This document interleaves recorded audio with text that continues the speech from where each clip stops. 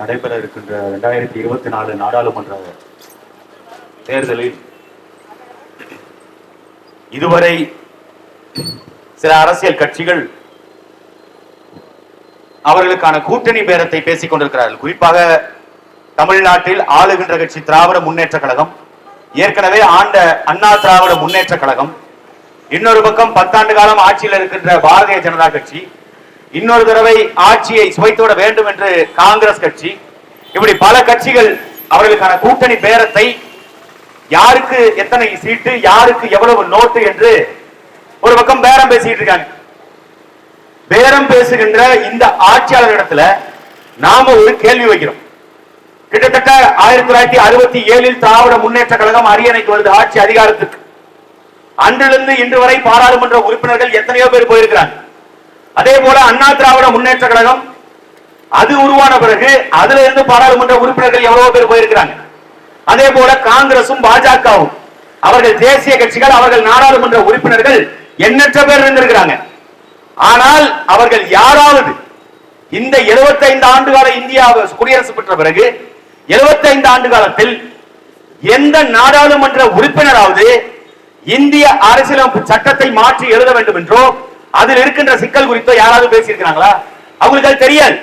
எந்த நாடாளுமன்ற உறுப்பினருக்கும் இந்த அரசியலமைப்பு சட்டம் நமக்கு வழங்கி இருக்கின்ற சில சலுகைகள் மட்டும்தான் இங்கே நிறைவேற்றிக் கொள்ள முடியும்.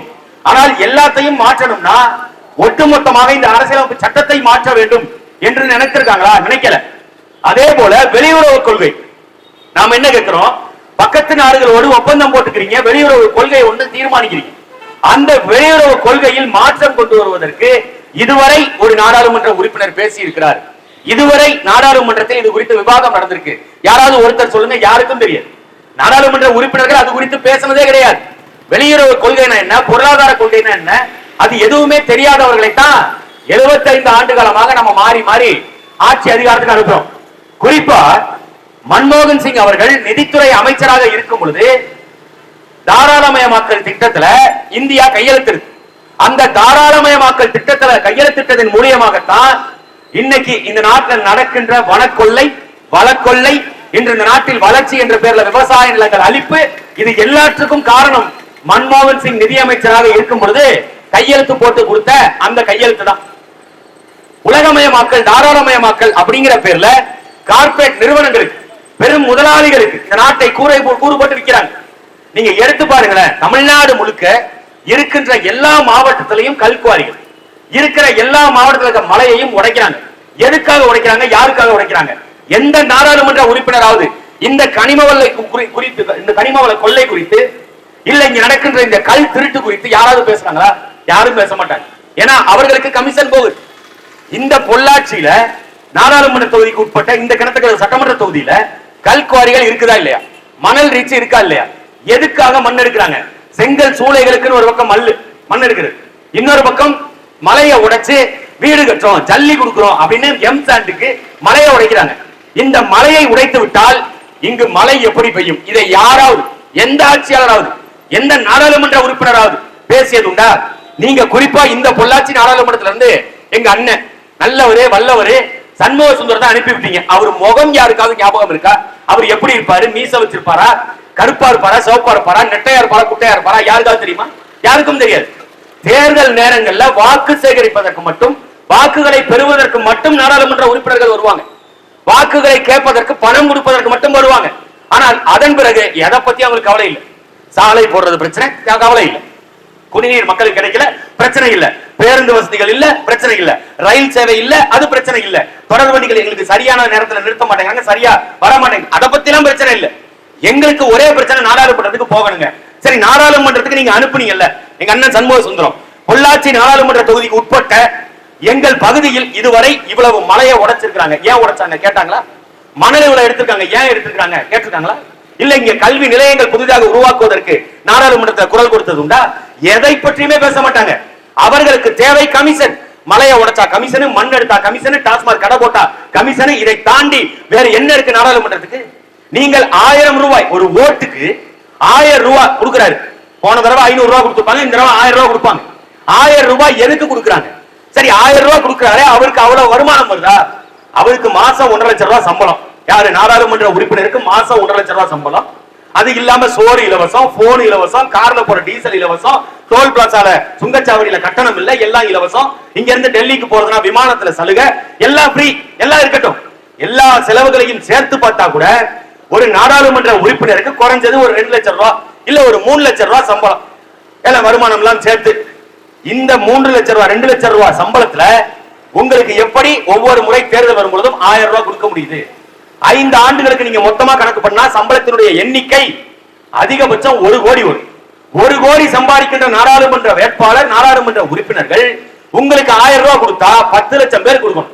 ஒரு நாடாளுமன்ற தொகுதிக்கு 12 லட்சம் வாக்கு, 10 லட்சம் பேருக்கு வாக்குக்கு காசு கொடுத்தா 100 கோடி ரூபாய் வருது. 100 கோடி ரூபாய் காசை எங்க இருந்து எடுக்கிறாங்க? யாராவது ஒருத்தர் சொல்ல முடியுமா? அவங்க மாரியாத்தா கோயிலையோ அல்லது மசூதிலையோ சர்ச்சிலையோ அடிச்சு சத்தியம் பண்ணிட்டு வந்திருக்காங்களா? நாங்க நாட்டு மக்களுக்கு என்னுடைய சொந்த காசுல 100 கோடி ரூபாய் எடுத்து அது 1000 ரூபாய் எல்லாருக்கும் கொடுக்குறேன் அப்படின்னு யாராவது சத்தியம் பண்ணிட்டு வந்து கொடுக்குறாங்களா? இல்ல. அவன் 100 கோடி செலவு செய்யறான்னா 300 கோடி 500 கோடி சம்பாதிக்க போறாங்கன்னு அர்த்தம். அவர்களுக்கு சம்பளத்தை தாண்டி எப்படி வருமானம் வருது? கான்ட்ராக்ட்ல ரோடு போடுற கான்ட்ராக்ட்ல கமிஷனு, மண்ணல்ற கான்ட்ராக்ட்ல கமிஷனு, தார் ஊத்துற கான்ட்ராக்ட்ல கமிஷனு, பஸ் ஸ்டாண்ட் போடுற கான்ட்ராக்ட்ல கமிஷனு, பஸ் ஸ்டாண்ட்ல சைக்கிள் ஸ்டாண்ட் போட்டா அதுக்கு கமிஷனு, கடையை போட்டா கடையில கமிஷனு, இப்படி காசை வாங்கி வாங்கி மக்களுக்கு நியாயமாக சேர வேண்டிய வரிப்பணத்தை ஒரு சில நபர்கள் நாடாளுமன்ற வேட்பாளர், நாடாளுமன்ற உறுப்பினர் என்ற பேர்ல, சட்டமன்ற உறுப்பினர் என்ற பேர்ல, அமைச்சர்கள் என்ற பேர்ல உங்களுக்கு வர வேண்டிய, உங்களுக்கு செலவு செய்ய வேண்டிய பணங்களை கொள்ளையடிச்சுக்கிட்டு இருக்காங்க. இதை மாத்துறதுக்கு தான் நாங்க நிக்கிறோம். நாங்க சொல்றோம்ல, நாங்கள் இங்க நாடாளுமன்றத்துக்குள்ள பேசினா நீங்க மனசாட்சியை தொட்டு கேளுங்க, மனசாட்சியை தொட்டு நீங்களே உங்களுக்கான கேள்வியை கேளுங்க. கடல் எல்லையில 800க்கும் மேற்பட்ட மீனவன், நம்மளுடைய தமிழ்நாட்டு மீனவன் சுட்டுக் கொல்லப்பட்டான். எந்த நாடாளுமன்ற உறுப்பினராவது நாடாளுமன்றத்துக்குள்ள என் நாட்டு மீனவனை எப்படி சிங்களன் தொடலாம், எப்படி கொலை செய்யலாம் எவனாவது கேட்டது உண்டா? 548 எரும மாடுகள் இருக்கு பாராளுமன்றத்துக்குள்ள, அதுல ஒரு எரும மாடு பேசி இருக்குதா நாடாளுமன்றத்துக்குள்ள? பேச மாட்டாங்க. ஏன்னா மீனவன் சத்தா அவங்களுக்கு என்ன? இதே மீனவன் இறந்த பொழுது எல்லை தாண்டி போறார்கள் மீனவர்கள், பேராசை பிடித்தவர்கள். ஐயா மு கருணாநிதி சொன்னார், பேராசை பிடித்த மீனவர்கள் எல்லை தாண்டி போறதுனாலதான் அங்க சுட்டாங்க அவர் சொன்னார். அதே போல அம்மையார் ஜெயலலிதா அவர்கள் இவர்கள் எல்லையை தாண்டி ஏன் செல்கிறார்கள் ஒரு கேள்வியை கேட்டாங்க. நாங்க என்ன கேட்கிறோம்? இந்திய கடலோர கப்பல் படை ஒண்ணு இருக்கு, காவல்துறை இருக்குது, நீங்க அங்க குறுக்க நிக்க வேண்டியதானே? எல்லையை தாண்டி போறாங்க அப்படின்னா கடல்ல எப்படி எல்லையை கண்டுபிடிக்க முடியும்? இதுக்கு எந்த விஞ்ஞானியாவது பதில் சொல்ல முடியுமா? யாராவது ஒரு ஆட்சியாளர்கள், யாராவது ஒரு நாடாளுமன்ற உறுப்பினர், அல்லது ஐயா மு க ஸ்டாலின், அல்லது நரேந்திர மோடி, ராகுல் காந்தி, இன்னைக்கு இருக்கிற எடப்பாடி பழனிசாமி, யாராவது ஒருவர் கடல்ல எல்லையை எப்படி கண்டுபிடிப்பார்? சொல்ல முடியுமா? எல்லை எப்படின்னு தெரியாது. அது யாருடைய சொத்து? கச்சத்தீவை மீட்போம் 1967ல திமுக ஆட்சிக்கு வருது. 79ல இந்த கச்சத்தீவை தூக்கி கொடுக்கறாங்க. இந்திரா காந்தி அம்மையாருடைய ஆட்சி காலத்துல தூக்கி கொடுத்துட்டாங்க. 1979ற்கு பிறகு வந்த தேர்தல்ல முதல் அறிக்கை, கச்சத்தீவை நாங்கள் ஆட்சிக்கு வந்தால் மீட்போம். 79ல இருந்து 2024 வரைக்கும் இவ்வளவு ஆண்டுகளா கச்சத்தீவை ஏன் மீட்கல? யாராவது ஒரு திமுக காரங்க பதில் சொல்லுவாங்களா? கச்சத்தீவை ஏன் மீட்க முடியல? காங்கிரஸ் கூட 2004ல இருந்து 2014 வரை 10 ஆண்டு காலம் ஆட்சியில கூட்டணியில இருந்தது திராவிட முன்னேற்ற கழகம். அன்னைக்கு கச்சத்தீவை மீட்டிருக்காமே, அன்னைக்கு இதே மன்மோகன் சிங் இருந்தார்ல, அவருக்கு சொல்லி கச்சத்தீவை நீங்க மீட்டெடுங்க, அதை கொடுத்தது செல்லாதுன்னு அறிவிங்க அப்படின்னு இந்திய நாடாளுமன்றத்தை முற்றுகையிட்டிருக்க வேண்டியதானே? ஏன் நாடாளுமன்றத்தை முற்றுகையிடல? ஏன் பாராளுமன்ற உறுப்பினர்கள் 10 வருஷமா பேசல? சரி, அப்ப பேசல. 2014ல இருந்து 2024 இப்ப 10 ஆண்டு காலம் மோடி ஆட்சியில் இருக்கார்ல, மோடி ஆட்சியில் இருக்கும் போது கேள்வி கேட்கணும்ல, நாடாளுமன்றத்துல கச்சத்தீவை மீட்பதற்கு சிறப்பு சட்டத்தை நிறைவேற்றுங்க, இல்லைன்னா நாடாளுமன்றத்தை நாங்க நடக்க விட மாட்டோம். என்னைக்காவது ஒரு போராட்டம்? கேரளாவில இருந்து தண்ணி கேட்டதுக்காக, முல்லை பெரியாறுல தண்ணி கேட்டதுக்காக அங்க இருந்து தமிழர்களை அடிச்சு விரட்டினாங்களே, அன்னைக்கு யாராவது ஒரு பாராளுமன்ற உறுப்பினர் சக குடியை எப்படி நீ அடிச்சு விரட்டலாம், தண்ணி தானடா கேட்டான், யாராவது ஒரு நாடாளுமன்ற உறுப்பினர் பேசினாங்களா? தமிழ்நாட்டில் உள்ள பாராளுமன்ற உறுப்பினர் பேசல. சரி, நீங்க தான் தேசிய கட்சிங்கிறீங்க, காங்கிரஸோட கூட்டணி, தேசிய கட்சி பாஜக கூட கூட்டணி, இப்படி கூட்டணி வச்சிருக்கீங்களா? யாராவது பாஜகவை சார்ந்த பாராளுமன்ற உறுப்பினரோ அல்லது காங்கிரஸை சார்ந்த அக்கா ஜோதிமணி, அவங்க பாராளுமன்ற உறுப்பினர் காங்கிரஸ் கட்சியில இருந்து தான் போனாங்க, அவங்க பேசியது உண்டா? நீங்க மாநிலங்களவை உறுப்பினர்கள் வச்சிருக்கீங்களே, எங்க அண்ணன் திருச்சி சிவால இருந்து அது ஒரு 7-8 பேர் வச்சிருக்கீங்க, அவங்க யாராவது பேசியிருக்காங்களா? யாரும் பேசலையே. அப்ப என்ன, இங்கு தமிழன் அடிபட்டாலோ, தமிழன் கொலை செய்யப்பட்டாலோ, தமிழனுக்கு எதிராக தீங்கு நடந்தாலோ யாரும் கேட்க மாட்டாங்க. ஆந்திர காட்டுக்குள்ள 20 தமிழர்களை சுட்டுக் கொண்டானே, அன்னைக்கு யாராவது பேசினாங்களா? பேசல. கர்நாடகாவில் தண்ணி கேட்கும் பொழுது அடிக்கிறாங்களா? யாராவது பேசினாங்களா? சரி, எங்களை அடிச்சு பேசலப்பா, எல்லாத்தையும் விட்டுருவோம். தமிழர்களை அடிக்கிறாங்க கர்நாடகால, இங்க இருந்து வண்டி ஓட்டிட்டு போறவன சாலையில முட்டி போட வச்சு அரை நிர்வாணப்படுத்தி எங்க அப்பா வயசு இருக்கக்கூடிய ஒரு மனிதரை, பெரிய மனிதரை வண்டி முன்னாடி நிக்க வச்சு அடிச்சான், கன்னத்துல அரைஞ்சான். யாருக்கும் கோபம் வரல, ரோசம் வரல, சரி விட்டுருங்க. நீங்க இன்னைக்கு அதிகாரத்துல இருக்கீங்க, திராவிட முன்னேற்ற கழகம். இங்க திமுக அதிகாரத்துல இருக்கும் பொழுது கர்நாடகாவில் ஐயா மு.க. ஸ்டாலின் அவருடைய படத்தை போட்டு அதுக்கு மாலையை போட்டு பாட கட்டி செருப்புல அடிச்சான்ல, ஏன் யாருக்குமே கோபம் வரல? 39 பாராளுமன்ற உறுப்பினர்கள் 38 பேர் திமுக கூட்டணியில நின்று ஜெயிச்சு போனீங்களே, யாராவது ஒருவர் கர்நாடகாவில் இப்படி நடக்குது, இது தவறு, இப்படி செய்யக்கூடாது, இது இந்தியாவின் ஒருமைப்பாட்டை சிதைக்கும், இந்தியாவுடைய ஒற்றுமையை சிதைக்கும் அப்படின்னு யாராவது பாராளுமன்ற உறுப்பினர் பேசினாங்களா? எங்களை அடிச்சப்ப உனக்கு கோவரல, சரி. உன் கட்சியினுடைய தலைவர், மாநிலத்தின் முதலமைச்சர், அவர் அடிச்சதுக்கு என்னைக்காவது கேள்வி கேட்டிருக்கானா? செருப்புல அடிச்சது படத்துக்கு யாரும் கேள்வி கேட்கல. அவங்களுக்கு அதை பத்தி கவலை இல்லையே. இவர்கள் கவலைப்படுவார்களா? தமிழர்கள் எங்களுடைய பிரதிநிதி மு.க. ஸ்டாலின் மீது எங்களுக்கு 1000 விமர்சனம் இருக்கு. அவருக்கு படிக்க தெரியாது, பேப்பர் பார்த்தா படிப்பாரு, சொன்னதை மறந்துடுவாரு, ஏமாத்துறாரு, மொல்ல மாதிரித்தனம் பண்றாரு, முடிச்ச எதாவது இருக்கட்டும். 8 கோடி மக்களுடைய பிரதிநிதி, எங்கள் மாநிலத்தின் முதலமைச்சர், இங்க இருக்கிற 8 கோடி மக்களுடைய முதல் மனிதனாக எங்கள் ஐயா மு.க. ஸ்டாலின், அவரை செருப்பால் அடிக்கிறதுக்கு கன்னடனுக்கு எப்படி தைரியம் வருது? ஏன்னா அடிச்சா இங்க எவனும் கேட்க மாட்டான்னு அவனுக்கு தெரியும். பாராளுமன்றத்தில் இதை பத்தி பேச மாட்டான், இது இந்திய ஒருமைப்பாட்டை சிதைக்கும் எவனும் பேச மாட்டான், இந்திய இறையாண்மையை கெடுக்குதுன்னு எவனும் பேச மாட்டாங்கிறது அங்க இருக்கிற கன்னடனுக்கு தெரியும். அதனாலதான் அவன் தொடர்ச்சியா அடிக்கிறான். அப்ப நீங்க எந்த உரிமையுமே மீட்காம, காவிரி உரிமை மீட்கல, முல்லை பெரியார் உரிமையை மீட்கல, பாலாற்று உரிமையை மீட்கல, மீனவர் உரிமையை மீட்கல, மாணவர்கள் உரிமையை மீட்கல, மருத்துவர் உரிமைகளை மீட்கல, எதையுமே மீட்காம இப்ப புதுசா வந்து இந்தியாவை மீட்டெடுக்க போறோம். இந்தியாவை மீட்டெடுப்பதற்கு நாமெல்லாம் ஒன்றிணைய வேண்டும். அப்படி ஒன்றிணைந்தால் தான் இந்த பாசிச பாஜகவை இங்கிருந்து ஓட ஓட விரட்ட முடியும். ஆனால் பாசிச பாஜக தமிழ்நாட்டில் செய்யும். அவரே சொல்றாரு, பாசிச பாஜக தமிழ்நாட்டில் 0 சொல்றது யாரு? மாநிலத்தின் முதலமைச்சர். ஆனா அந்த பாஜகவை எதிர்க்கிறதுக்கு எல்லாரும் ஒன்னா நிக்கணுமா? எப்படி ஒன்னா நின்று என்ன பண்றது? கூடி நின்று கும்மி அடிச்சு கலைஞ்சு போறதா? பாராளுமன்றத்துக்கு உங்களுக்கு 39 பேர் வாக்களித்து அனுப்புனாங்களே, நீங்கள் நடத்திய போராட்டம் எத்தனை? விவசாயிகளுக்காக நீங்கள் பாராளுமன்றத்தை முற்றுகையிட்டது எத்தனை? இங்கே வரக்கூடிய திட்டங்களுக்காக எத்தனை முறை நீங்க நாடாளுமன்றத்தை முற்றுகையிட்டு இருக்கீங்க? இப்ப வந்திருக்கு ஏவுகணை தளம், அதை ஒரு பெருமையா பேசிட்டு இருக்காங்க இங்க இருக்க பாஜக சொல்றாங்க. இந்தியாவை வந்து முன்மாதிரியா கொண்டு வருவதற்காக, தமிழ்நாட்டை முன்னேற்றுவதற்காக பாரத பிரதமர் ஐயா மோடி அவர்கள் கஷ்டப்பட்டு சிந்திச்சு தூத்துக்குடியில கொண்டு வந்து அந்த ராக்கெட் ஏவுதலை தளத்தை வந்து வச்சுட்டாருங்க அப்படின்னு பாஜக சொல்றாங்க. ராக்கெட் ஏவுதளம் தளம் நீங்க கொண்டு வர்றதுனால இந்த நாட்டு மக்களுக்கு என்ன பயன் வந்துடும்? யாராவது ஒருவர் சொல்லட்டுமே, யாராவது ஒருத்தர் சொல்லட்டும். விவசாயிகள் பிரச்சனை தீந்துருமா? டெல்லியில முற்றுகையிட்டு போராடிட்டு இருக்கான் பஞ்சாப், ராஜஸ்தானை சார்ந்த விவசாயிகள், 3 மாநில விவசாயிகள் அங்க போராட்டம் பண்ணிட்டு இருக்கான். அவங்கள போய் பார்த்து உனக்கு என்னப்பா பிரச்சனை கேட்கறதுக்கு நாட்டினுடைய பிரதமருக்கு வாய் வரல. அவரு வந்துட்டா நாடு நல்லாயிரும். என்ன சொல்றாங்க? மீண்டும் மோடி, வேண்டும் மோடியா? எதுக்கு மோடி? மோடி இந்த 10 ஆண்டு ஆட்சியில என்ன வளர்ச்சியை கொண்டு வந்தாரு? 100 நாள் பொறுத்துக்கங்க, கருப்பு பணத்தை மீட்டுக்கிறாரா? மீட்கல. 100 நாள் பொறுத்துக்கங்க, பொருளாதாரத்தை சரி செஞ்சிருவேன், சரி செஞ்சிருக்காரா? சரி செய்யல. கேஸ் சிலிண்டர் அவர் ஆட்சிக்கு வரும்பொழுது 400-500 ரூபாய்க்கு வித்துச்சு, இன்னைக்கு 1300 ரூபாய், 1200 ரூபாய். இந்த விலையேற்றத்திற்கு யார் காரணம்? பெட்ரோல் இவர்கள் ஆட்சிக்கு வரும்பொழுது என்ன விலை? இன்னைக்கு 100 ரூபாய்க்கு மேல, 103 ரூபாய் இன்னைக்கு பெட்ரோல். டீசல் 90 ரூபாய்க்கு, 95 ரூபாய்க்கு வந்துருச்சு. இதுக்கு காரணம் யாரு? உலக நாடுகள்ல பக்கத்துல பாகிஸ்தான் ஒரு நாடு இருக்குடா, நீங்க எப்ப பார்த்தாலும் சண்டை போட்டுக்கிட்டு பாகிஸ்தான பார்த்தாலும் அவங்கள பார்த்தா அப்படியே பெரிய தீவிரவாதி மாதிரி பாக்குறீங்கல்ல, அந்த நாட்டுல பெட்ரோல் கம்மியா கொடுக்குறான்டா. பக்கத்துல பூட்டான் இருக்குடா, அங்க கம்மியா கொடுக்குறான்டா. பக்கத்து நாடுகள் எல்லா நாட்டிலையும், இலங்கையில கூட பெட்ரோல் டீசல் விலை கம்மியா இருக்கு. ஆனால் இந்தியாவில் பெட்ரோல் டீசல் விலை அதிகம். இந்த விலையேற்றத்துக்கு காரணம் என்ன? தனியாருக்கு கொண்டு போய் அதை கையில கொடுத்து. ஏன் தனியாருக்கு கொடுத்தீங்க? பெட்ரோல் டீசல் விலை நிர்ணயத்தை அரசாங்கம் ஏன் செய்ய முடியல கேட்டால் வருவாய் இழப்பு ஏற்படுது. நீங்க அடிக்கிற கொள்ள, நீங்க அடிச்சு வைக்கிற கருப்பு பணம், இதையெல்லாம் விடவா அரசுக்கு நஷ்டம் வந்துற போது? சரி, அரசுக்கு நஷ்டம் வந்துரும் சொல்றீங்க, அரசை நிர்வகிக்கிறதுல சில குளறுபடிகள் நடக்குது, அதனால எல்லாத்தையும் தனியாருக்கு கொடுக்குறோங்கிற. எல்லாத்தையும் தனியாருக்கு கொடுத்தா சரியா இருக்கும்னா, கல்வி இங்க தனியார் நடத்துவான், மருத்துவம் இங்க தனியார் மருத்துவமனைகள், இங்க சாலை தனியார் போடுவான், சாலைக்கு சுங்கவரி தனியார் வசூலிப்பான், வாகனத்தை பேருந்துகளை தனியார் இயக்குறது நல்லா ஓடுது.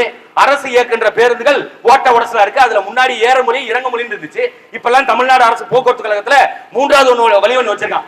ஏறும் மொழி இறங்கும் மொழியை தாண்டி நடுவுல யமலோகம் போகும் வழின்னு ஒரு வழியை வச்சிருக்கான். அதுல நடுவுல பெரிய ஓட்டை இருக்கும், அது வழியா கீழே விழுந்து பின்னாடி வழியா எந்திரிச்சு வெளியே வந்துடலாம். பின்னாடி வீல்ல மாட்டோம்னா சட்னி தான். அப்படி ஒரு அது தனியார் நடத்தினா பேருந்துகள் நல்லா இருக்கும். தனியார் நடத்துற விமான நிலையங்கள், விமானங்கள் எல்லாம் சிறப்பா இருக்குது. அரசு நடத்துகின்ற விமான நிலையங்கள் எதுவும் தரம் இல்ல. அப்ப எல்லாமே தனியார் தான். கொடுத்துருங்களேன் நாட்டை. 5 வருஷத்துக்கு அம்பானி, 5 வருஷத்துக்கு அதானி, ஒரு ஆண்டுக்கு 20 லட்சம் கோடி ரூபாய்க்கு மேல இங்கு பணம் தேவைப்படுது. அதாவது இந்த திட்டங்களுக்கு, சாலை போடுவதற்கு, குடிநீருக்கு மக்களுக்கு விநியோகிப்பதற்கு, கோதுமை, அரிசி, பருப்பு போன்ற ரேஷன் கடையில கொடுக்கிறதுக்கு இப்படி ஆண்டுக்கு 20 லட்சம் கோடி ரூபாய்க்கு பட்ஜெட் போடுறான். அப்போ அம்பானியோ அதானியோ 20 லட்சம் கோடி ரூபாய் எவன்டா செலவு பண்றீங்க? வா, நீ ஒரு வருஷம் எடுத்துக்க லீஸுக்கு, நீ ஒரு வருஷம் எடுத்துக்க லீஸுக்கு. யாரு தனியார் சிறப்பா இருக்காங்கன்னு பாத்துருவோமா? அப்படி கொடுத்துடலாமா தனியாருக்கு மொத்தமா? நாட்டை நிர்வகிப்பதற்கு தனியாரால தான் முடியும்னா, இங்க இருக்கிற எல்லா திட்டங்களையும் தனியாரால தான் செயல்படுத்த முடியும்னா, நாட்டுக்கு பிரதமர் எதற்கு? நாட்டுக்கு குடியரசுத் தலைவர் எதற்கு? நாட்டுக்கு உள்துறை அமைச்சர் எதற்கு? நாட்டுக்கு நிதித்துறை அமைச்சர் எதற்கு? எல்லாத்தையும் தூக்கி போட்டு புதைச்சிட்டு போயிட வேண்டியதானே? எல்லாம் தனியார். மலையை உடைக்கிறது தனியார். தனியார்கிட்ட கொடுத்து இப்ப திருநெல்வேலி மாவட்டத்துல 53 கல்குவாரி, வெறும் 53 கல்குவாரி ஒரு மாவட்டத்துக்குள்ள மட்டும் 700 கோடி ரூபாய்க்கு ஊழல் பண்ணிருக்கான் இந்த 2.5 ஆண்டு காலத்துல. 700 கோடி செஞ்சது யாரு தெரியுமில்ல? திமுகவினுடைய பாராளுமன்ற உறுப்பினர், அங்க இருந்தவர் ஞான திரவியம், அவர் மேலதான் குற்றச்சாட்டு வைக்கப்படுது. அதே போல அங்க இருக்கிற சட்டமன்ற உறுப்பினர் திமுகவை சார்ந்தவர், அவர் மேலதான் குற்றச்சாட்டு. நடத்தின எல்லா கல்குவாரியும் திமுக காரங்களது இல்ல அதிமுக காரங்களது. 3 வந்து அதிமுக, மற்றது எல்லாம் திமுக. 700 கோடிக்கு ஊழல். 700 கோடி ரூபாய் யாருடைய பணம்? அரசாங்கத்திற்கு வர வேண்டிய பணம். அரசுக்கு காசு போக வேண்டியத யாரோ ஒரு தனி நபர்கள், பாராளுமன்ற உறுப்பினர், சட்டமன்ற உறுப்பினர், அமைச்சர் பெருமக்கள், அவங்க திருடிட்டு போயிடுறாங்க. அந்த 700 கோடி ரூபாய் இருந்தா அரசாங்கம் மக்களுக்கு செலவு செய்யும்ல. இன்னும் நாங்க இந்த கேள்வியை கேட்டோம் இந்த மாநிலத்தின் முதலமைச்சர், பெண்களுக்கு நீங்க இல்லத்தரசிகளுக்கு 1000 ரூபாய் கொடுக்குறீங்களே அப்படின்னு கேட்டோம். ஆமா, நாங்க கொடுக்குறேன்னு சொல்லியிருக்கோம். அதுதான் பெண்களுக்கு வளர்ச்சியை கொடுக்கும். எப்படி பெண்களுக்கு 1000 ரூபாய் கொடுத்தா வளர்ச்சி ஆகும்? 1000 ரூபாய் சரி பெண்களுக்கு கொடுக்குறீங்க, உங்களுடைய தேர்தல் அறிக்கையில கொடுத்தது மாதிரி எல்லா பெண்களுக்கும் 1000 ரூபாய் நீங்க கொடுத்துருக்கணும்ல. ஆனால் தகுதி உள்ளவர்களுக்கு, சரி தகுதியை யார் தீர்மானிப்பா?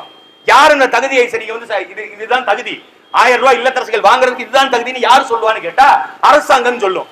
அந்த அரசாங்கத்தை சார்ந்த திமுகவை சார்ந்த RS பாரதின்னு ஒரு அமைப்பு செயலாளர் சொல்றாரு, எடப்பாடி பழனிசாமி மனைவிக்கோ என்னுடைய மனைவிக்கோ 1000 ரூபாய் கொடுத்தா அவங்க அதை இழுக்கா நினைப்பாங்க, அதை கேவலமா நினைப்பாங்க, அவங்க அந்தஸ்துல பெரியவங்க. அந்தஸ்தை தீர்மானிப்பது யாரு? அந்தஸ்தை தீர்மானிப்பதற்கு நீங்கள் யார்? யாருக்குமே கோபம் வரலையே. நம்ம அக்கா தங்கையில, நம்ம சித்தி சின்னமாக்களை, பெரியமாக்களை ஒருத்தன் அசிங்கப்படுத்துறான். 1000 ரூபாய் கொடுத்துட்டு அது அந்தஸ்துக்கு இழுக்கா நினைப்பாங்க, அவங்க கேவலமா நினைப்பாங்க. உன் வீட்டு பெண்கள், உன் வீட்டு மனைவிகள், உங்களுடைய மனைவிமார்கள் எல்லாரும் தப்பா நினைப்பாங்க. 1000 ரூபாய் அரசாங்கம் கொடுக்குற காசை வாங்கினா ஐயோ இது கேவலம், நம்ம என்ன அவ்வளவு கீழ்த்தரமா போயிட்டோம் அப்படின்னு அவங்க நினைப்பாங்க. ஆனால் எங்கள் வீட்டு பெண்கள் நினைக்க கூடாதா?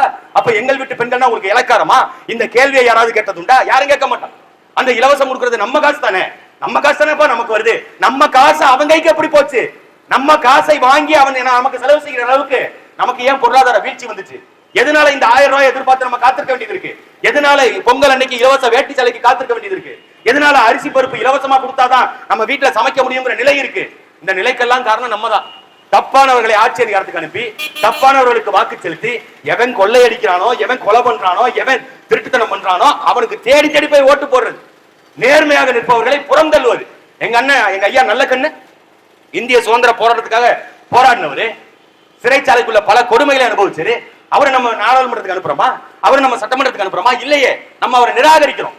காமராஜரை தோற்கடிச்சோம். காமராஜருக்கு பிறகு வந்தவர்கள் யாராவது ஒருவர் இந்த மண் குறித்து, மக்கள் குறித்து சரியாக சிந்திச்சது உண்டா? யாராவது ஒருவர்? இன்னைக்கு இருக்கிற எல்லா திட்டத்துக்கும் காரணம் காங்கிரசும் திமுகவும். இன்னைக்கு ரோடு போட்டு, அதாவது கோடு வந்து காங்கிரஸ் போட்டுச்சு, ரோட்டை போடுறது பாஜக. CAA, NPR, NRC சட்டங்கள் கொண்டு வந்தது யாரு? 2009ல திமுக கூட்டணியில் இருந்த காங்கிரஸ் அதுக்கான வரைவை கொண்டு வருது. பாஜக ஆட்சிக்கு வர்றான், பெரும்பான்மை இருக்குது, அவன் அமல்படுத்துறான் 2019ல CAA, NPR, NRC சட்டங்கள். NIA ஒரு அமைப்பு, தேசிய புலனாய்வு முகமை. இந்த அமைப்பை தொடங்கினது யாரு? காங்கிரஸ் கட்சி. தொடங்கும் போது என்ன தெரியுமா சொல்லிட்டு தொடங்கினாங்க? இந்த சட்டத்தை நாங்கள் ஏன் இந்த வரைவை கொண்டு வரணும்னா, குறிப்பாக தமிழர்களை ஒடுக்குவதற்கும், தெளிவா தெரிஞ்சுங்க, தமிழர்களை ஒடுக்குவதற்கு இந்த சட்டம் தேவைப்படுது அப்படின்னு சொல்லிதான் கொண்டு வர்றான். அந்த NIA சட்டத்தை காமிச்சு இங்க இருக்கிற எல்லாரையும் பயமுறுத்துறான். SDPI கட்சியை பயமுறுத்துறது, பாப்புலர் ஃப்ரண்ட் ஆஃப் இந்தியாவுக்கு பயமுறுத்துறது, இஸ்லாமியர்களை பயமுறுத்துறது, CAA சட்டம், NPR, NRC சட்டங்கள் போட்டு இங்க இருக்கிற சிறுபான்மையினரை நாங்க வெளியில அனுப்பிடுவோம் சொல்றது. இவங்க நினைச்சுக்கிட்டு இருக்காங்க சிறுபான்மையினரை வெளியில துரத்திடலாம், இங்க இருந்து பாகிஸ்தானுக்கு அனுப்பிடலாம், பங்களாதேஷுக்கு அனுப்பிடலாம், ஆப்கானிஸ்தானுக்கு அனுப்பிடலாம் அப்படின்னு இவங்க நினைக்கலாம். அவங்க நினைப்பாத்தான் இருக்கும். தமிழ்நாட்டில் 2009க்கு முன்பாக பிரபாகரன் என்கின்ற தலைவர் ஈழத்துக்கு போராடிக்கிட்டு இருக்காரு என்ற இந்த மக்களுக்கு தெரிவதற்கு முன்பாக, அல்லது நாம் தமிழர் கட்சி என்று ஒன்று தொடங்குவதற்கு முன்பாக, அண்ணன் சீமான் நாம் தமிழர் கட்சியை உருவாக்குவதற்கு முன்பாக நீ அதெல்லாம் செஞ்சிருக்கலாம்.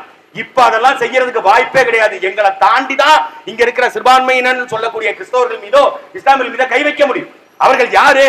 எங்களுடைய ரத்த உறவு. அவங்கள வெளிநாட்டுக்கு அனுப்பிடணும்.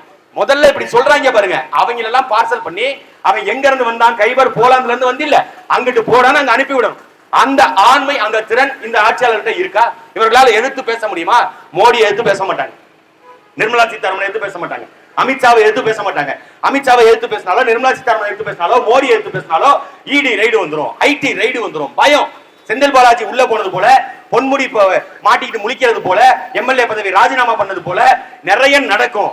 ஏவாவேலு வீட்டுக்கு ரைடு போறாங்க, அதே போல ஐயா துரைமுருகன் வீட்டுக்கு ரைடு போவாங்க, ஐ பெரியசாமி வீட்டுக்கு ரைடு ஏற்கனவே போயிருக்காங்க. இப்படி எல்லா அமைச்சர்களும் மாட்டிக்குவாங்கிற பயம் ஒரு பக்கம். இப்படி இருக்கிறவர்கள்ட்ட நீங்க மறுபடியும் அதிகாரத்தை கொடுத்து நாடாளுமன்றத்தில் போய் என்ன பேசுவாங்க?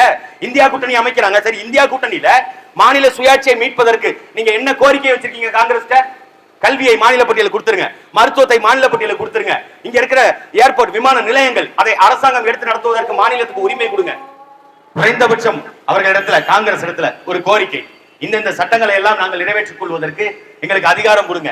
அந்த மாதிரி எந்த குறைந்தபட்ச கோரிக்கையுமே இல்லாத ஒரு கூட்டணி. கேட்டா இந்தியாவை மீட்கும் கூட்டணி. சரி, இந்தியாவை மீட்கும் கூட்டணி வந்து விட்டால் கச்சத்தீவை மீட்போம் தெளிவா ரெண்டு பேரும் சொல்லுவாங்களா? காங்கிரஸ் சொல்லுமா? காங்கிரஸ் சொல்லாது. காங்கிரசும் பாஜகவும் ஒரே நிலைப்பாடு தான். கச்சத்தீவை கொடுத்ததுதான். மாநில பட்டியலுக்கு கல்வியை கொண்டு வர முடியாது, தேசிய கல்விக் கொள்கையை உருவாக்கி கொள்வோம் ரெண்டு பேரும் ஒரே நிலைப்பாடு. அதே போலதான் எல்லாத்துக்கும் என்ஐஏ விசாரணை, என்ஐஏ சோதனை, அதுக்கு ரெண்டு பேருக்கும் ஒரே நிலைப்பாடு. அப்படி இருக்கும்போது அப்புறம் எதுக்கு காங்கிரஸ்? காங்கிரஸ் என்பது கதர் கட்டிய பாஜக, பாஜக என்பது காவி கட்டிய காங்கிரஸ். ரெண்டு பேருக்கும் ஒரு மாற்றம் இல்ல. கொள்கை ரீதியா ஒன்னேதான். வெளியுறவு கொள்கையா ரெண்டு பேருக்கும் ஒண்ணுதான். இந்திய பொருளாதார கொள்கையா ரெண்டு பேருக்கும் ஒண்ணுதான். உலகமயமாக்கல், தாராளமயமாக்கல். தற்சார்பு பொருளாதாரத்திற்கு இவர்கள் என்னைக்கு மாறுறாங்களோ அன்னைக்குதான் இந்த நாடு உருப்படும். இப்ப டெல்லியில விவசாயிகள் போராடுறாங்கல்ல, நாட்டினுடைய பிரதமர் நேர்ல போய் சந்திக்கிறதுக்கு என்ன தயக்கம்? தற்சார்பு பொருளாதார கொள்கையில இருந்தா விவசாயிகள் உற்பத்தி பண்ற பொருளுக்கு அவர்களே விலையை நிர்ணயிக்கலாம் அப்படிங்கிற சட்டத்தை கொண்டு வர முடியும். அப்படி சட்டத்தை கொண்டு வந்தா விவசாயிகளுடைய வாழ்க்கை தரம் உயரும். அதுதான் தற்சார்பு. ஆனா விவசாயிகள் ஆண்டாண்டு காலமா உழைக்கணும், ஆண்டாண்டு காலமா உற்பத்தி செய்யணும். ஆனால் இந்த அரசாங்கம் எவ்வளவு பணம் கொடுக்குதோ அதை வாங்கிக்கணும். அதுக்கு ஒரு அடிப்படை ஆதார விலையை கேட்டுதான் விவசாயிகள் போராடுறாங்க. அவங்கள போய் சந்திக்காம நாட்டின் பிரதமர் கடலுக்கு அடியில போய் உட்கார்ந்து மயில ரக வச்சுக்கிட்டு தியானம் பண்றாரு. எப்பேற்பட்ட பிரதமர்? இங்க ஒருத்தர் இருக்காரு, விவசாயிகள் போராட்டம் அப்படின்னா அங்க விவசாயிகள் போராடுறா அவங்களை தீவிரவாதிகள், அவர்கள் காலிஸ்தான் தீவிரவாதிகள் பிஜேபி காரன் சொல்றான்.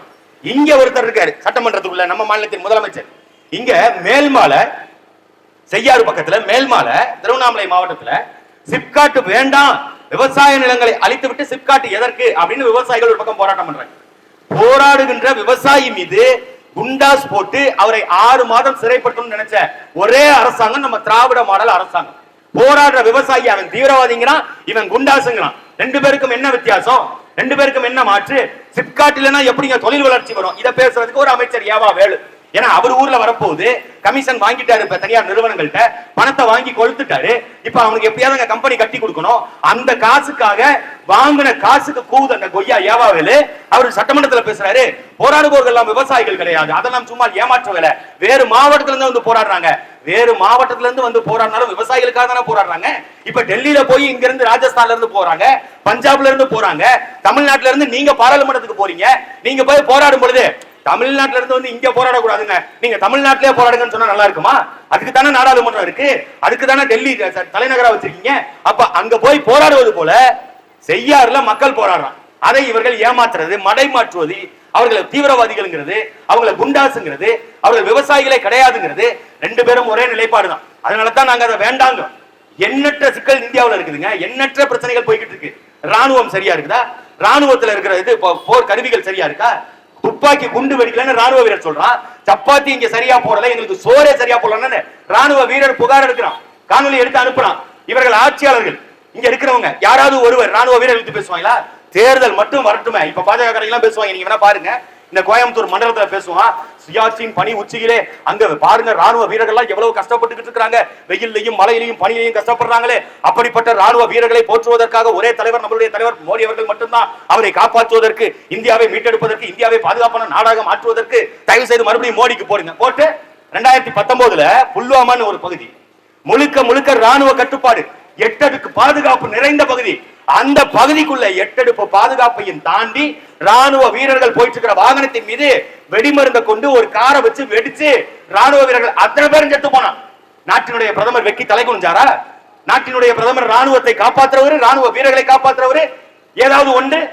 அந்த மாநிலத்தில் இருந்த கவர்னர் ஆளுநர் சொல்றாரு, நான் முன்கூட்டியே தகவல் கொடுத்துட்டேன், இந்த மாதிரி உளவுத்துறையில இருந்து எங்களுக்கு ரிப்போர்ட் வந்திருக்கு, ராணுவ வீரர்களுக்கு ஆபத்து, புல்வாமால தாக்குதல் நடத்த போறாங்க அப்படின்னு எல்லாத்தையும் நாட்டினுடைய பிரதமர் நரேந்திர மோடிக்கு நான் சொன்னேன், அமித்ஷா கிட்ட சொன்னேன், உள்துறை அமைச்சர் கிட்ட, ரெண்டு பேர்ட்டையும் சொன்ன, இவங்க நடவடிக்கை எடுக்கல. என்ன அந்த மாநிலத்தினுடைய ஆளுநர் பாஜக தீர்மானிச்சவங்க தான்.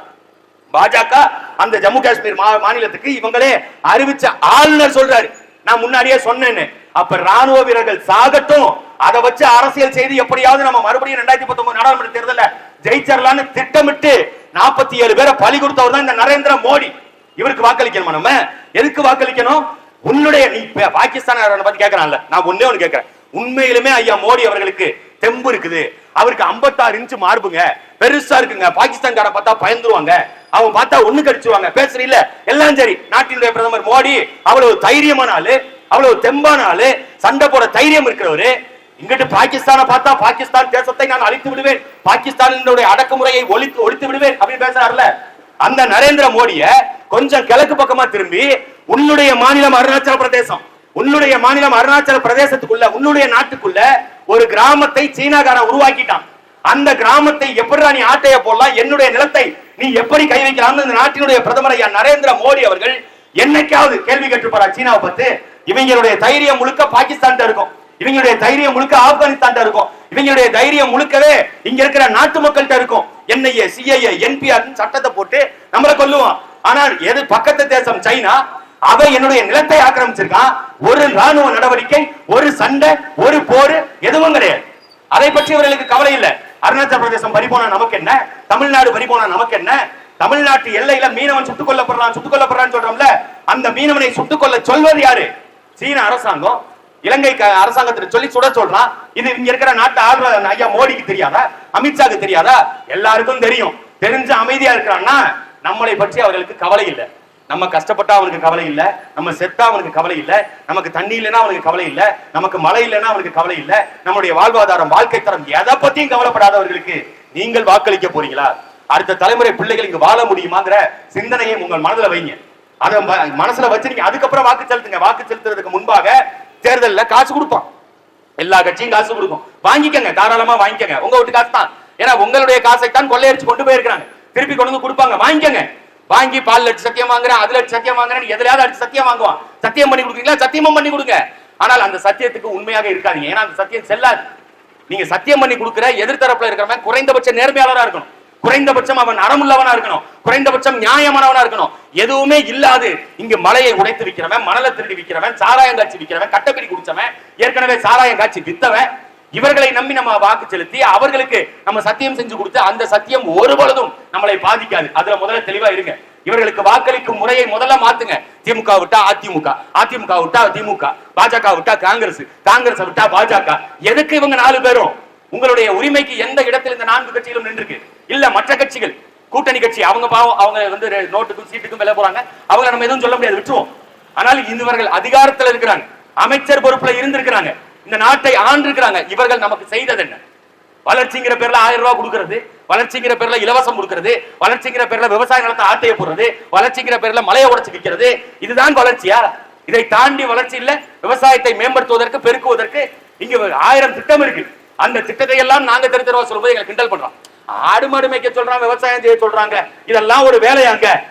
ஆடு மாட்டின் மூலியமாக, குறைஞ்சது ஆட்டின் மூலியமா ஒரு ஆண்டுக்கு 3 லட்சத்துல இருந்து 4 லட்சம் கோடி வரைக்கும் அரசுக்கு வருவாய் வரும். அவ்வளவு வியாபாரம் நடக்குது இங்க தமிழ்நாட்டுல.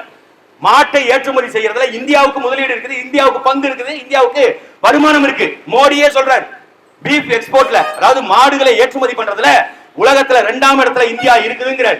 அவ்வளவு வருமானம் வருது. ஆடு மாடு வளர்ப்பின் மூலியமாக, விவசாயத்தின் மூலியமாக இங்கு வளர்ச்சி இருக்கு. அந்த வளர்ச்சியை கேவலம்னு சொல்லுவான். அது விவசாயம்லாம் ஒரு தொழிலாங்க. சரி, எல்லாரும் ஐடி கம்பெனிக்கு வேலைக்கு போயிருவோம், மாசம் 1 லட்சம் ரூபாய் சம்பளத்துக்கு போயிருவோம், எல்லாரும் போலாம்.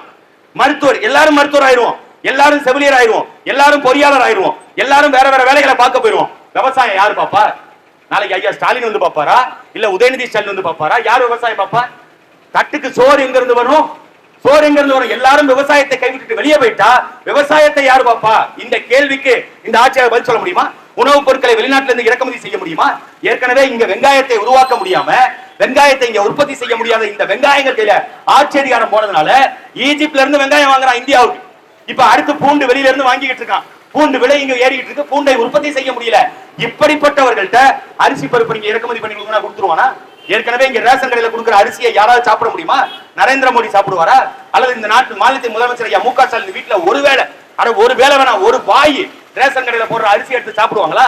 ஆனால் நீங்களும் நானும் சாப்பிடுறோம். காரணம் இந்த நாட்டில் இருக்கிற ஏழ்மை, வறுமை. இந்த ஏழ்மையை, வறுமையை பயன்படுத்தி தேர்தல் நேரத்தில் ஓட்டுக்கு காசை கொடுத்து இதை அறுவடை செய்யறாங்க. இதை மாற்றுங்க. அடுத்த தலைமுறை பிள்ளைகளுக்கு இங்க என்னத்தை நம்ம விட்டுட்டு போறோம்? மலையை உடைச்சு எடுத்துட்டு போயிருவான். தண்ணி இருக்காது, பாலைவனமா மாறிடும். விவசாய நிலம் ஏற்கனவே பாதி பறி போயிருச்சு. இங்க வேலை வாய்ப்பு நமக்கு இல்ல. முழுக்க வடமாநிலத்தை வந்து இறங்கிட்டான். அப்ப அடுத்த கட்டமாக நம்ம பிள்ளைகள் எங்க வாழ்வாங்க? இது பாலைவனமா மாறிடுச்சுன்னா போக வேண்டியதான். இலங்கையில இருந்து நம்மளை அடித்து துரத்துனா நமக்கு ஒன்றதுக்கு தமிழ்நாடுன்னு ஒரு நாடு இருந்துச்சு. உலக நாடுகள் எல்லாம் கைவிரித்து வாங்கடான்னு இந்தியாவை தவிர மற்ற எல்லா நாடுகளும் வாங்கடான்னு அரவணைச்சது. அங்கு குடியுரிமை கொடுத்தான். போறதுக்கு தேசம் இருந்துச்சு. நம்ம இந்த நிலத்தை விட்டுட்டா எங்க போக முடியும்? ராஜஸ்தானுக்கு போக முடியுமா? உத்தரப்பிரதேசக்காரன் அங்க இருந்து பானிபூரி விற்கிறதுக்கு இங்க வந்து இன்னைக்கு ஒவ்வொரு தொழிற்சாலைகள்லயுமே அவன் முழுக்க அவன் வேலை பார்க்கறானே. அந்த மாதிரி நீங்க வேலைக்கு போனா வேலை கொடுப்பான்னு நினைக்கிறீங்களா? ஒன்னும் கிடைக்காது. பொருளாதார சுரண்டல் நடக்குது இங்க. மறைமுகமாக ஒரு பெரிய பொருளாதார சுரண்டல் தமிழ்நாட்டில் நடக்குது.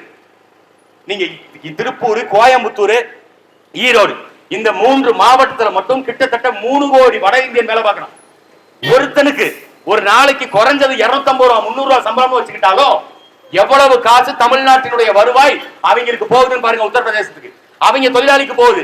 இங்க சில பேர் பேசுவாங்க, பாட்டாளி வர்க்கத்தை கேவலப்படுத்துகிறார்கள், பாட்டாளி வர்க்கத்தை நசுக்க பார்க்கிறார்கள். அந்த பாட்டாளி வர்க்கம் என்னுடைய வளச்சுரண்டலை ஏற்படுத்துகிறா. நாங்க இங்க 50 காசுல இருந்து 10 காசுல இருந்து எங்கள் பாட்டன் முப்பாட்டன் எல்லாரும் கொஞ்சம் கொஞ்சமாக வேலை செய்து இந்த மாநிலத்தை உயர்த்தி பொருளாதார வளர்ச்சியை ஏற்படுத்தி இன்னைக்கு 400 ரூபாய் 500 ரூபாய் சம்பளத்துக்கு வந்து நிக்கிறான். இன்னைக்கு 600 ரூபாய் 700 ரூபாய் சம்பளம் ஒவ்வொருத்தரும் ஒவ்வொரு நாளைக்கு வாங்குறாங்க. அது கூலி தொழிலாக இருக்கட்டும், அல்லது வீடு கட்டுறது தொழிலுக்காக அந்த வேலைக்கா இருக்கட்டும், பெயிண்ட் வேலைக்கா இருக்கட்டும், 700 ரூபாய் வருமானம் 600 ரூபாய் வருமானம் வாங்குறாங்கன்னா அது எங்க முன்னோர்கள் உழைத்த உழைப்பு. அந்த உழைப்பை இன்னைக்கு வடமாநிலத்தை சுரண்டிட்டு போனான். எங்களுக்கு வேலை செய்யறதுக்கு இங்க வேலை இல்ல, வேலை வாய்ப்பு இல்ல, இவ்வளவு பஞ்சாயத்து இங்க இருக்கு. இதெல்லாம் இவர்களுக்கு கவலை இல்லை. இதை பற்றி யாரும் சிந்திக்கல. இந்த தொகுதியில பாராளுமன்றத்தில் நின்று சண்முக சுந்தரம் இது குறித்து பேசுவாரா? அவருக்கு இவ்வளவு விஷயங்கள் தெரியுமாங்கிறது எனக்கு தெரியல. ஒருவேளை நீங்க அவர்கிட்ட கேட்டு பாருங்க. இங்கு பொருளாதார வளர்ச்சி எப்படி சரி செய்வீங்க? வேலை வாய்ப்பு எப்படி சரி செய்வீங்க? வடமாநிலத்தவருடைய ஆதிக்கத்தை எப்படி குறைப்பீங்க? இங்கு எல்லா உரிமைகளும் பறிபோறதுக்கான காரணம் என்ன? அதை எப்படி மீட்டெடுப்பீங்க? இதெல்லாம் அவரிடத்துல கேளுங்க. ஓட்டு கேட்டு வர்றாங்கல்ல, அவங்கள்ட்ட கேளுங்க. இதை எப்படி சரி செய்வீங்க? இங்க இருக்கிற சாலை எப்படி சீரமைப்பீங்க? இதுக்கு ஃபண்ட் யார் கொடுப்பா? மத்திய அரசாங்கம் தான் நமக்கு பணம் கொடுக்க மாட்டேங்குது. எந்த காசை வச்சு இந்த சாலைகளை போடுவீங்க? இந்த எல்லா கேள்விகளையும் வரக்கூடிய தேர்தல்ல கேள்வி கேளுங்க. நீங்க கேள்வி கேட்காத வரை உங்களை அடிமைகளா தான் நடத்துவாங்க. மற்றபடி பாஜக வந்துச்சுன்னா இங்க வந்து இந்தியா வந்து அப்படி ஆயிரும் இப்படி ஆயிரும், அதெல்லாம் ஒண்ணும் நடக்காது. இந்தியாவை கூறு போட்டு விக்கிறாங்க. நான் ஒன்னே ஒண்ணு கேட்கிறேன். இவ்வளவு பேசுறாங்கல்ல இங்க திமுக, இவ்வளவு பேசுதுல அதிமுக, இவ்வளவு பேசுதுல பாஜக, காங்கிரஸ், இந்த 4 கட்சிகள்ட்ட கேட்கிறேன். நீங்களே தான் வெள்ளலூர்ல பேருந்து நிலையம் வரணும்னு, ஒருங்கிணைந்த கோயம்புத்தூருடைய பேருந்து நிலையத்தை வெள்ளலூர்ல வைக்கணும்னு இந்த அரசாங்கங்கள் இந்த ஆட்சியாளர்கள் சேர்ந்து கையெழுத்து போட்டு தான் கொண்டு வச்சேன். அதுல 80 கோடிக்கு மேல இப்ப செலவு. இந்த 80 கோடி செலவை யாரு சரி கட்டுவா? நீங்க தானே திட்டம் போட்ட. இங்க தானே பஸ் ஸ்டாண்ட் வரணும். இன்னைக்கு ஏன் பஸ் ஸ்டாண்ட் இங்க வராதுன்னு மாத்தின? 80 கோடி ரூபாய் யாருடைய காசத்தை நீ செலவு பண்ண வெட்டிமீரா? இந்த கேள்வியை கேட்கணும்ல. 80 கோடி யாருடைய காசு அள்ளி கொடுக்குறாங்க? 80 கோடி அந்த வச்சுக்க. எஸ்பி வேலுமணி அவர் நான் பஸ் ஸ்டாண்ட் இங்கதான் கட்டுவேன், இங்கதான் நான் செய்வேன், அவரு செஞ்சு விட்டு போயிட்டாரு. 80 கோடி மக்களுடைய வரிப்பணம் வீணா போச்சு. இந்த மாவட்டத்திற்கு மாநில அரசாங்கம் ஒதுக்கக்கூடிய பணத்துல 80 கோடி நஷ்டம். இந்த நஷ்டத்தை யாரு சரி செய்வா? யாரு ஈடுகட்டுவா? எஸ்பி வேலுமணி செய்வாரா? எடப்பாடி பழனிசாமி செய்வாரா? ஐயா மு.க. ஸ்டாலின் செய்வாரா? அல்லது நரேந்திர மோடி ஈடு செஞ்சு கொடுப்பாரா? வேற பஸ் ஸ்டாண்ட் கட்டுறதுக்கு புதுசா காசு கொடுப்பாங்களா? பஸ் ஸ்டாண்டுக்கு பின்னாடி குப்பை கிடங்கு. எப்பேற்பட்ட இடத்தை தேர்வு பண்ணிருக்காங்க பத்தியல்ல. பஸ் ஸ்டாண்டுக்கு பின்னாடி குப்பை கிடங்கு, பின்னாடி வீடுகள். அந்த குப்பை கிடங்க மாத்துங்கடான்னு அந்த மக்கள் போராடுறாங்க.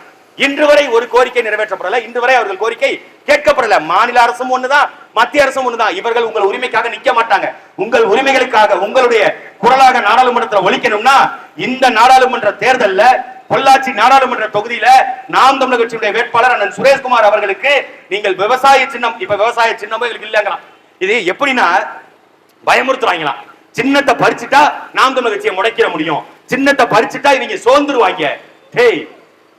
நீங்க இந்திய ராணுவத்துல துப்பாக்கி குண்டு இல்ல அப்படின்னா ராணுவ வீரர்கள் புலம்புறான். ஐயோ துப்பாக்கி குண்டு கூட கொடுக்க மாட்டேங்கிறான், எங்களை போய் சண்டை போட சொல்றானே அப்படின்னு இந்திய ராணுவ வீரர்கள் புலம்பலாம். ஆனா நாங்க அப்படி வளரல ராஜா. நாங்க துப்பாக்கி கம்மியா இருக்கும், குண்டுகள் கம்மியா இருக்கும். குண்டுகள் 10 குண்டு தான் இருக்கும், எதிரி 15 பேர் இருப்பான். எண்ணி எண்ணி சுடணும், ஒவ்வொரு குண்டும் வீணாக கூடாது.